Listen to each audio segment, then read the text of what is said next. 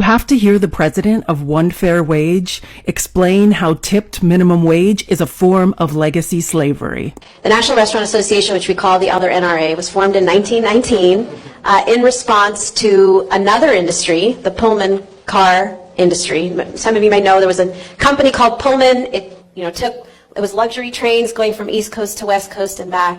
Right after emancipation, the Pullman Train Company hired black people to work as porters, black men to work as porters on the trains. In the early 1900s, those black men, under the leadership of a man named A. Philip Randolph, started organizing for an actual wage rather than living on tips.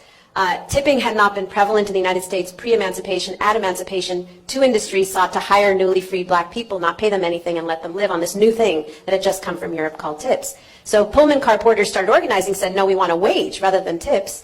And got it. And in response, in 1919 in Chicago, the National Restaurant Association, other NRA, was formed to ensure that their staff were mostly black women that they had hired post-emancipation, didn't organize and didn't get what the Pullman car porters get, and ensure that forever, to this day, these workers would rely pretty exclusively on tips. So we went from a $0 wage at emancipation to $2.13 an hour, the current federal minimum wage for tipped workers in the United States, and 43 states with a sub-minimum wage for a population that's still overwhelmingly women, disproportionately women of color, mostly single moms struggling to make ends meet on tips. Now, here's the thing I just have to say. We're in a very historic moment right now where for the first time since emancipation, millions of workers are rejecting that idea of living exclusively on tips. Coming out of the pandemic, the industry is facing the worst staffing crisis in its history.